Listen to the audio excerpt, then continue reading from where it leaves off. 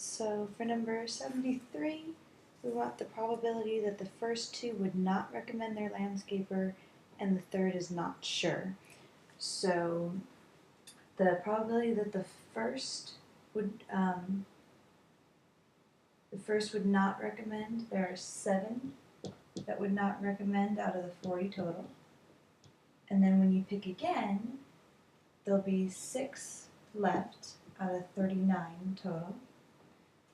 And then the third person isn't sure, so there are 10 people who aren't sure, but out of 38 total.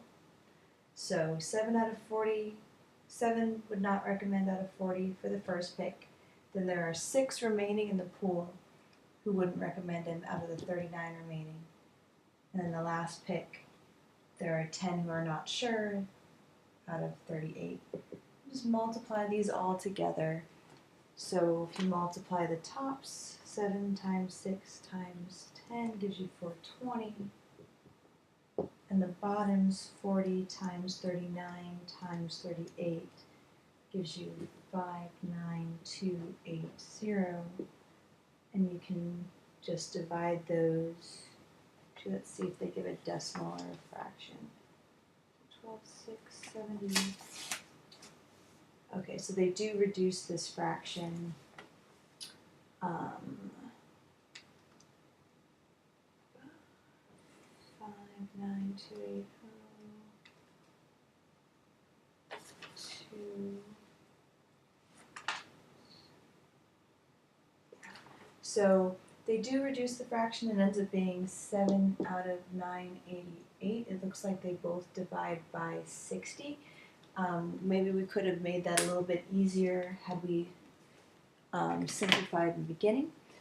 You can take, or your calculator should be able to do this for you. Keep dividing by 10, then divide by 2 until you can't anymore. Or here you could divide this by 10 and get a 1, this by 10 and get a 4, this by 2 to get 2, divide the top by 2 to get 3. Now you could divide the top by 3 to get 1 and the bottom by 3 to get 13. So if you do 7 times 1 times 1, you get 7. If you do 2 times 13 times 38, you get 988 if you want to reduce right away. So that's number 73. And for 77,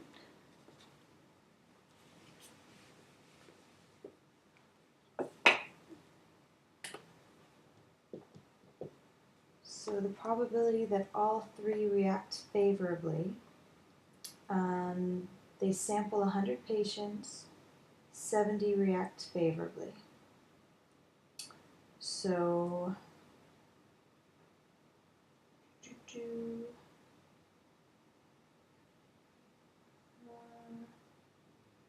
so 70 out of the 100 reacts favorably.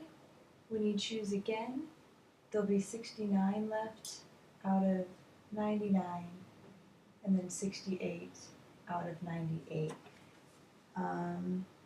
But technically you're not putting people back into the pool, but I did look at the bottom and it said, the last line of the question says assume independence. So they're assuming that when we pick for the second time, it doesn't matter what we picked the first time. So technically that's right, but they want us to assume that each independent is independent, which you can kind of assume because if your numbers are big enough, because this is kind of a pain. They want us to assume that every time we pick, we have the same chance, that this pick didn't depend on what we picked the first time. So no matter what, the probability of picking a person who would react favorably would be 70 out of 100 every time. That's what they mean by assume independence. So we're just going to multiply all those together. You can simplify them each to 7 out of 10, 7 out of 10, 7 out of 10. So if you multiply 7 times 7 times 7,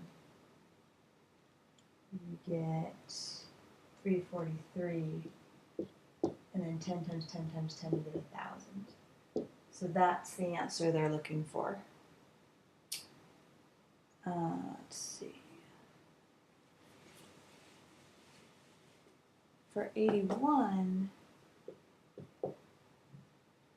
see, each question on a 5-question multiple choice exams has 4 possible answers. She picks an answer at random for each question, determining the probability that he selects the correct answer on only the 3rd and 4th questions. So he's got 5 questions, and they want him to answer correctly on only the 3rd and the 4th question. So the probability of answering correctly, there's a 1 in 4 chance of answering correctly. And you want him to answer correctly on the 3rd and the 4th question. And you want him to answer, therefore, incorrectly on every other one.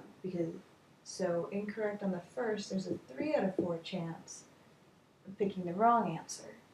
So wrong on the 1st, wrong on the 2nd, right on the 3rd, right on the 4th, wrong on the 5th. So multiply these all together.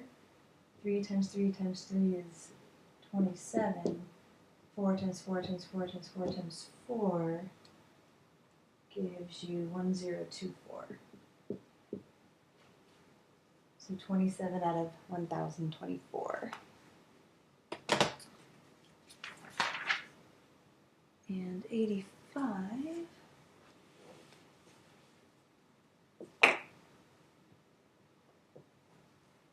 Let's see. The probability of getting an orange on the first reel. So there are 5 oranges on the first reel out of 22 positions on the reel.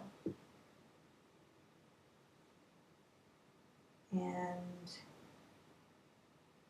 that's it, I believe. 5 oranges on the first reel out of 21.